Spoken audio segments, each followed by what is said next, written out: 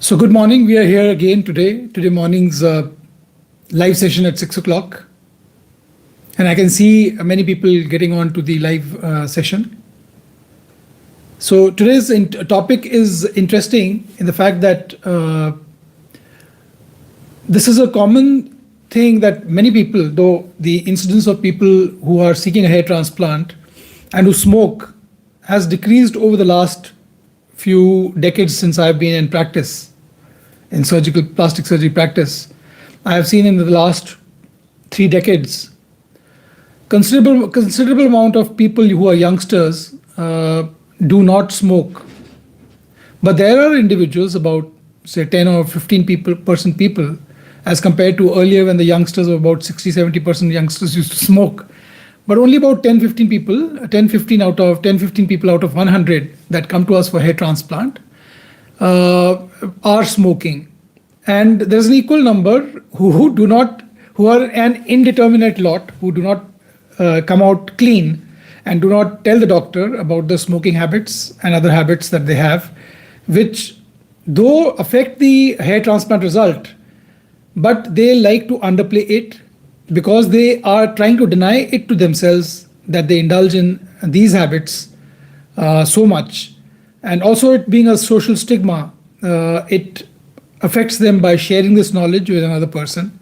But when you're dealing with a doctor, when you're dealing with a health condition, when you're dealing with hair transplant, which is a surgical procedure, you should come clean, put all your cards on the table, because these habits can have an effect on your hair transplant because they do affect the healing process.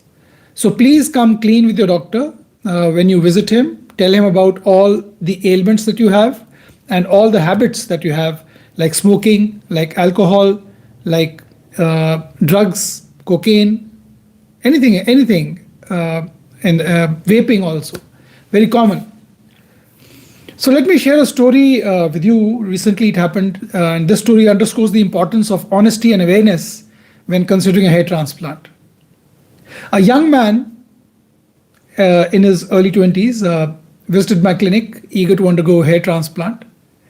And he confidently stated that he didn't smoke, believing that this would make him an ideal candidate, fearing that probably because he would be a smoker, heavy smoker that he was, he would be denied a procedure till such time he corrects himself. However, upon further discussion, he revealed that he vaped regularly. He was under the impression, like most people who vape are nowadays, that vaping was harmless as compared to smoking. Well, this misconception about vaping being harmless as compared to smoking tobacco directly through a cigarette or a cigar, this misconception is very common. And it's therefore crucial to understand that vaping also has adverse effects on healing and graft survival when you're going in for a hair transplant. Because when you vape, you indulge in nicotine more, thinking that it is safer than smoking. And there was another patient who traveled from North America to me for a hair transplant procedure. And before visiting hair transplant, on an impulse, he planned a detour through Goa. And for those who are not very conversant with India, Goa is a very attractive tourist destination on the beach, on the western coast of the Indian subcontinent. Very popular amongst tourists from all over the world, especially from Russia and Israel. And Indians go there a lot. I have myself gone there about 25 times. It is so attractive. So he planned a detour to Goa, had an indulgent vacation with his friends, late night parties, binging on alcohol, smoking pot, vaping round the clock, not to forget the intense sunburn that he got on his scalp because of increased exposure to the sun, to the Goa sun, which has its own implications, because if you have a sunburn, you don't become a candidate for a hair transplant for a week or 10 days. So then he walks into my clinic and for a hair transplant. Such behavior before your hair transplant can not only compromise, but can jeopardize the healing process and the success of a hair transplant, which actually is your primary goal. Your primary goal when you came from North America to India was not to visit Goa, not to have a vacation, but to have a hair transplant. But you're trying to make the most of it because you have bought the tickets. So might as well combine the vacation as well. But I would suggest that before coming for a hair transplant, do not visit locations which have a very strong sun. Do not visit the beach.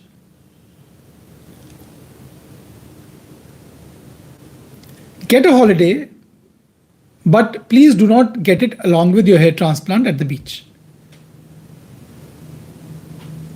If you must, please, you're most invited. Go and stay at my beautiful villa in the Himalayas in Kasauli after the hair transplant. Many patients who come from abroad stay there, recuperate there for a week. A person was there for a month also. Do this like many sober people do for recovery after the hair transplant, because it is essential to prioritize recovery and to adhere to post-operative guidelines which have been given to you by the clinic so that we can optimize your results. Hey, see, hair transplant you're going to get not very frequently. It's your best chance at getting a head full of hair. So why compromise it just by visiting Goa or any sunny beach before your procedure? Another interesting anecdote or another interesting another interesting observation that I've found when treating people who smoke, treating people who have other addictions, is that smokers often downplay or deny their smoking habits, while individuals who consume alcohol tend to be more forthcoming with their intake of alcohol. And this discrepancy, this difference in morals about revealing your addiction, revealing your habit, can be attributed to the social perceptions and stigmas associated with these two substances. Regardless, it's vital for patients to be honest about their habits, at least to their doctor. Lay all your cards on the table, as this information is crucial for planning and ensuring the success of a procedure. I hope you get that. So these anecdotes that I have narrated to you highlight the importance of coming clean with the doctor, being transparent, adhering to the comprehensive list of do's and don'ts that we provide to you when you book the procedure. But many patients, since it's been almost like 1, 2, or 3 months before they have booked the procedure and before they get the do's and don'ts, they forget that there is a list which has to be followed. Though we keep reminding them, but somehow it misses them.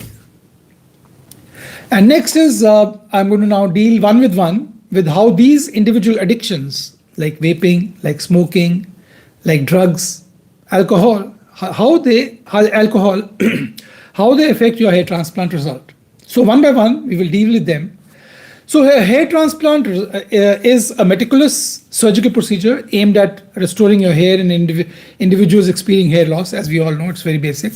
The success of this procedure is contingent upon various factors, including the patient's adherence to post-operative care guidelines.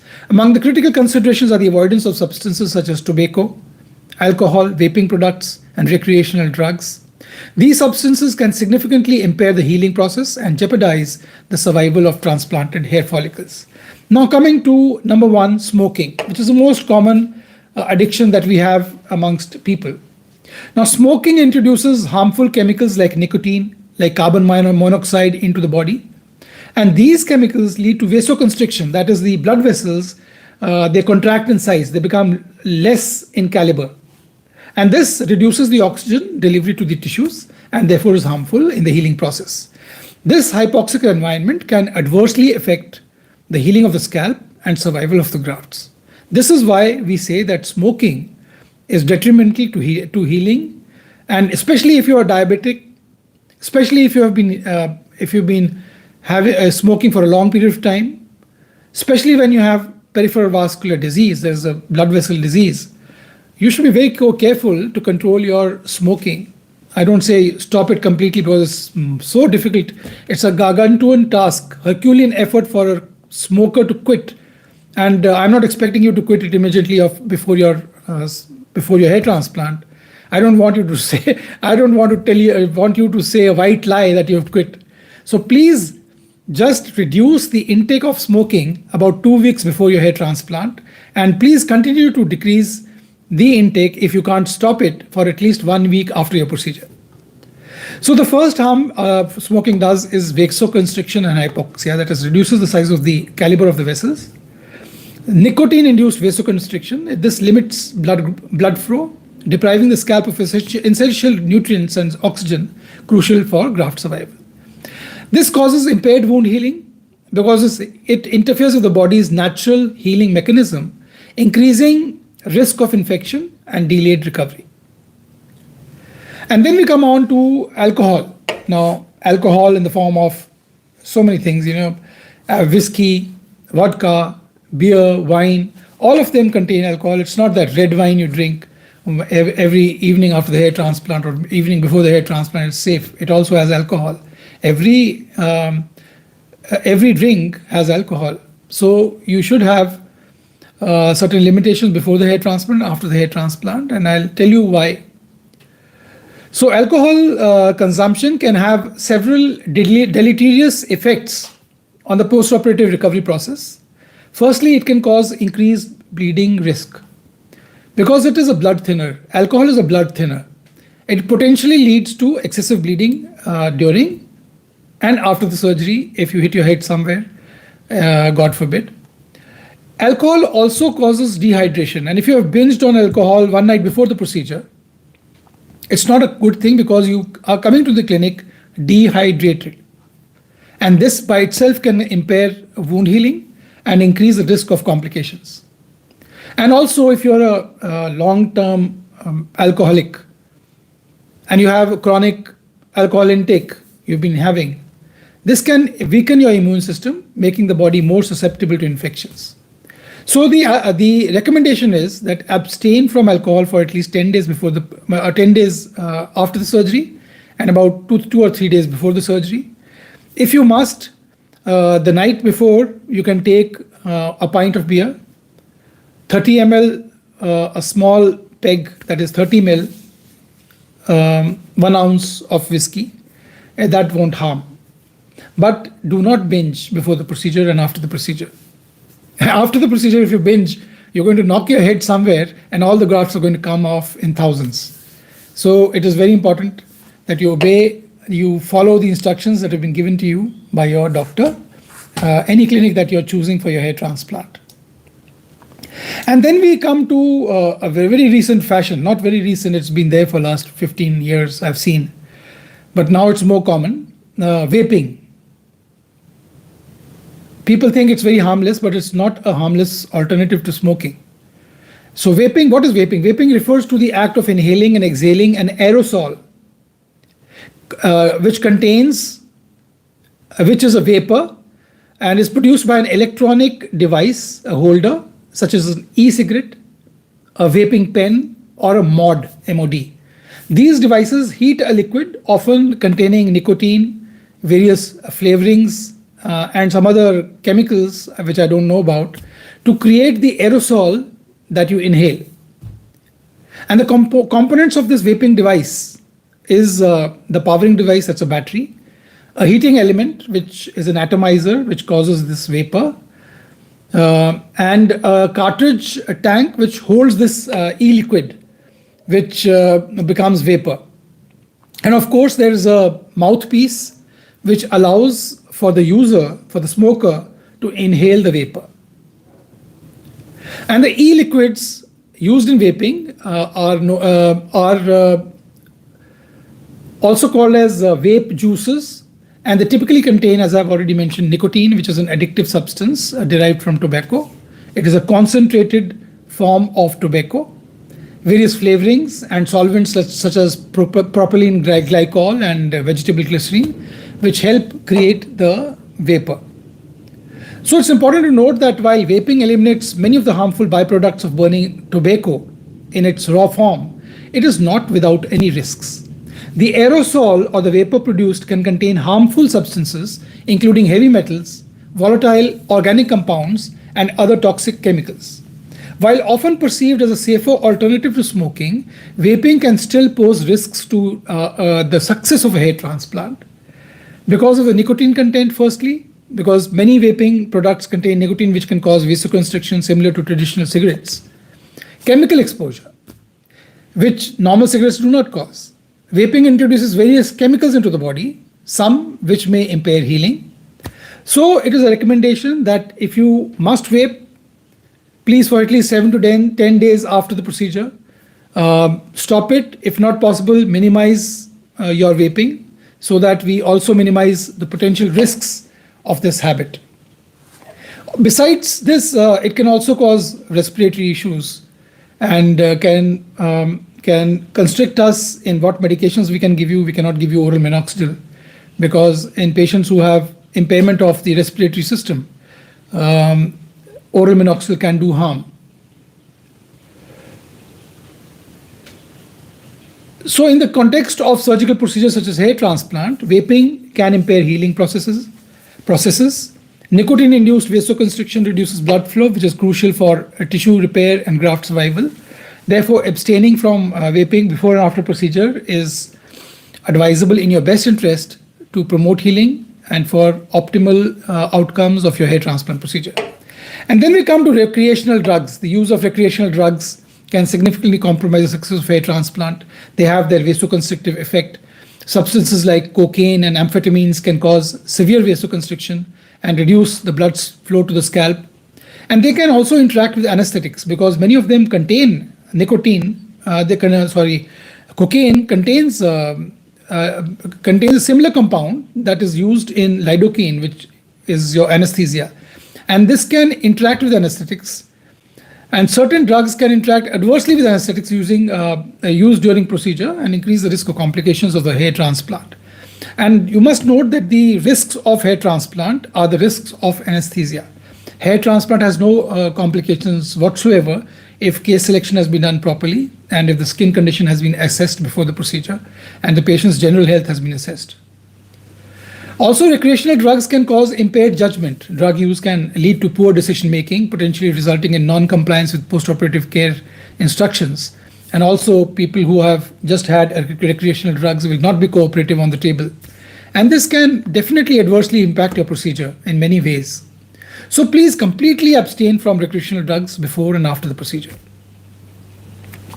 So this concludes our talk. Our early morning talk. The post-operative period following a hair transplant, therefore, is critical for the survival of transplanted follicles and overall success of your hair transplant.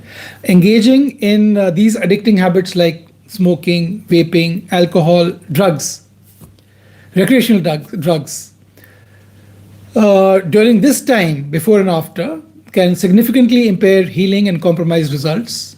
Patients are therefore strongly advised to abstain from these substances before and after surgery to optimize outcomes.